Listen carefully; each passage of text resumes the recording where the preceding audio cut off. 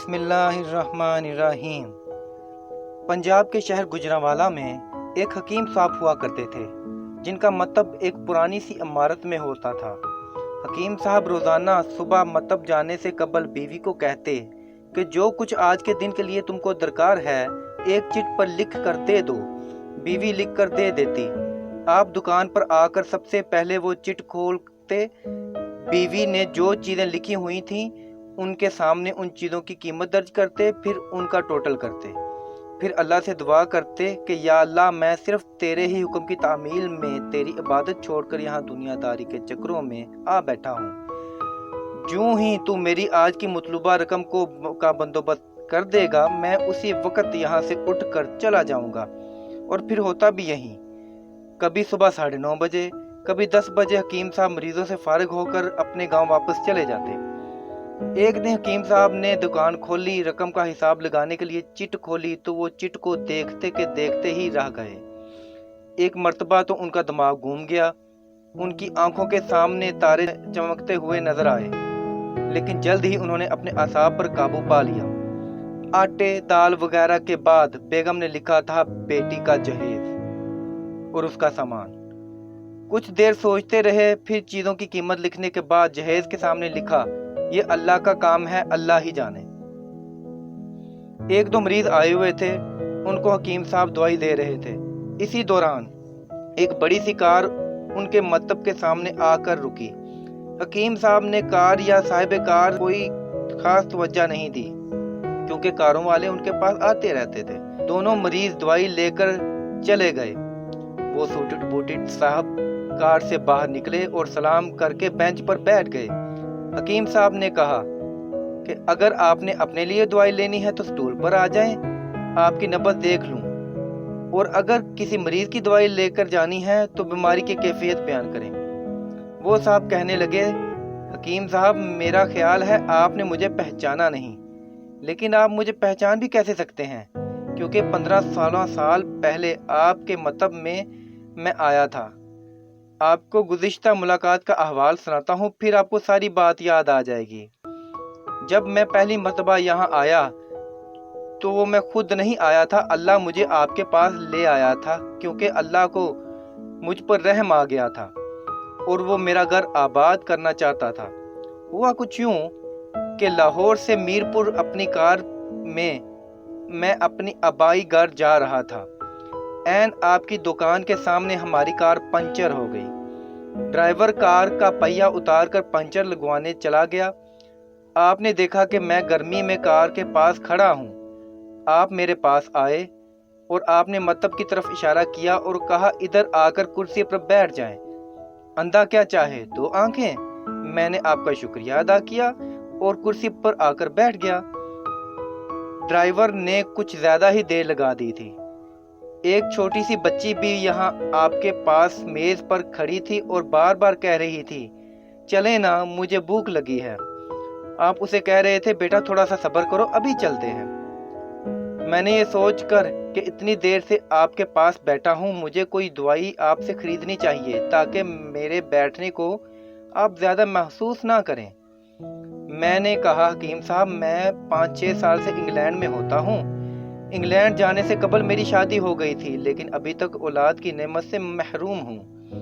یہاں بھی بہت علاج کروایا اور انگلینڈ میں بھی، لیکن ابھی تک قسمت میں مایوسی کے سوا کچھ نہیں ملا۔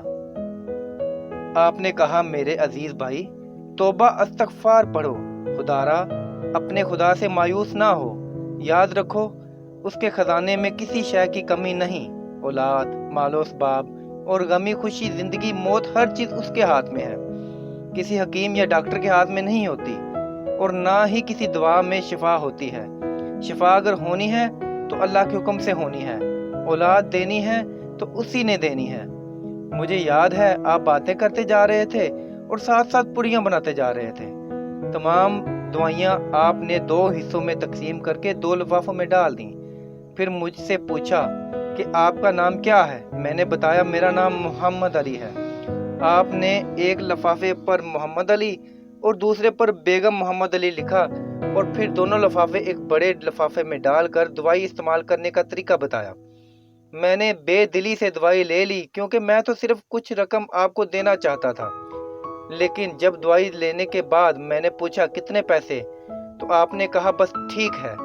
میں نے زیادہ زور ڈالا تو آپ نے کہا کہ آج کا کھاتا بند ہو گیا ہے۔ میں نے کہا مجھے آپ کی سمجھ نہیں آئی۔ اسی دوران وہاں ایک اور آدمی آ چکا تھا۔ اس نے مجھے بتایا کہ کھاتا بند ہونے کا مطلب ہے کہ آج کے گھریلو اخراجات کے لیے جتنی رقم حکیم صاحب نے اللہ سے مانگی تھی وہ اللہ نے دے دی، مزید رقم وہ نہیں لے سکتے۔ مجھے کچھ حیرانگی ہوئی اور کچھ دل بھی شرمندہ ہوا کہ میں کتنا گھٹیا خیالات رکھ رہا تھا حکیم صاحب کے بارے میں، اور سادہ سا حکیم کتنا عظیم انسان ہے۔ میں نے جب گھر جا کر بیوی کو دوائیاں دکھائیں اور ساری بات بتائی تو بے اختیار اس کے منہ سے نکلا وہ انسان نہیں فرشتہ ہے، اور اس کی دی ہوئی دوائیات ہمارے من کی مراد پوری کرنے کا باعث بنے گی انشاءاللہ۔ حکیم صاحب آج میرے گھر میں 3 پھول اپنی بہاریں دکھا رہے ہیں۔ ہم میاں بیوی ہر وقت آپ کے لیے دعائیں کرتے رہتے ہیں۔ جب بھی پاکستان چھٹی آیا کار ادھر روکی لیکن دکان کو بند پایا۔ میں کل دوپہر بھی آیا تھا، آپ کا مطب بند دیکھا، ایک آدمی ہی پاس ہی کھڑا تھا۔ اس نے کہا کہ اگر آپ کو حکیم صاحب سے ملنا ہے تو آپ صبح 9 بجے لازماً پہنچ جائیں، ورنہ ان کے ملنے کی کوئی گارنٹی نہیں۔ اس لیے آج میں صبح سویرے آپ کے پاس آ گیا ہوں۔ محمد علی نے کہا کہ جب 15 سال قبل میں نے یہاں آپ کے مطب میں آپ کی چھوٹی سی بیٹی دیکھی تو میں نے بتایا تھا کہ اس کو دیکھ کر مجھے اپنی بانجی کی یاد آ رہی ہے۔ حکیم صاحب میرا سارا خاندان انگلینڈ میں سیٹل ہو چکا ہے، صرف ہماری ایک بیوہ بہن اپنی بیٹی کے ساتھ پاکستان میں رہتی ہے۔ ہماری بانجی کی شادی اسی ماہ کی 31 تاریخ کو ہونا تھی۔ اس بانجی کو شادی کا اخراجات میں نے اپنے ذمہ لیا ہوا تھا۔ 10 دن قبل اس کار میں اسے میں لاہور اپنے رشتہ داروں کے پاس بھیجا کہ شادی کے لیے اپنی مرضی کی جو چیزیں چاہے خرید لے۔ اسے لاہور جاتے ہی بخار ہو گیا، لیکن اس نے کسی کو نہ بتایا۔ بخار کی گولیاں ڈسپرین وغیرہ کھاتی رہی اور بازار میں پھرتی رہی۔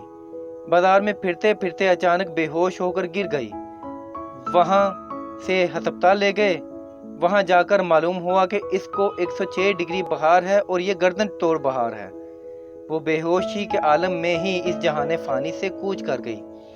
اس نے فوت ہوتے ہی نہ جانے کیوں مجھے اور میری بیوی کو آپ کی بیٹی کا خیال آیا۔ ہم میاں بیوی نے اور ہماری تمام فیملی نے فیصلہ کیا کہ ہم اپنی بانجی کا تمام جہیز کا سامان آپ کے ہاں پہنچا دیں گے۔ شادی جلد ہو تو اس کا بندوبست خود کریں گے، اور اگر ابھی کچھ دیر ہے تو تمام اخراجات کے لیے رقم آپ کو نقد پہنچا دیں گے۔ آپ نے نہ نہیں کرنی، آپ اپنا گھر دکھا دیں تاکہ سامان کا ٹرک وہاں پہنچا سکوں۔ حکیم صاحب حیران و پریشان ہو گئے اور گویا ہوئے۔ محمد علی صاحب، آپ جو کچھ کہہ رہے ہیں مجھے سمجھ نہیں آ رہا، میرا اتنا دماغ نہیں۔ میں نے تو آج صبح جب بیوی کے ہاتھ کی لکھی ہوئی چٹ یہاں آ کر کھولی اور کھول کر دیکھی تو مرچ مسالے کے بعد جب میں نے یہ لفظ پڑھے بیٹی کا جہیز کا سامان، تو آپ کو معلوم ہے میں نے کیا لکھا؟ آپ خود یہ چٹ دیکھ لیں۔ محمد علی صاحب یہ دیکھ کر حیران رہ گئے کہ بیٹی کے جہیز کے سامنے لکھا ہوا تھا یہ کام اللہ کا ہے، اللہ ہی جانے۔ محمد علی صاحب یقین کریں آج تک کبھی ایسا نہیں ہوا تھا کہ بیوی نے چٹ پر لکھی چیز ہو اور مولا نے اس کا بندوبست نہ کیا ہو۔ واہ مولا واہ، تو عظیم ہے، تو کریم ہے۔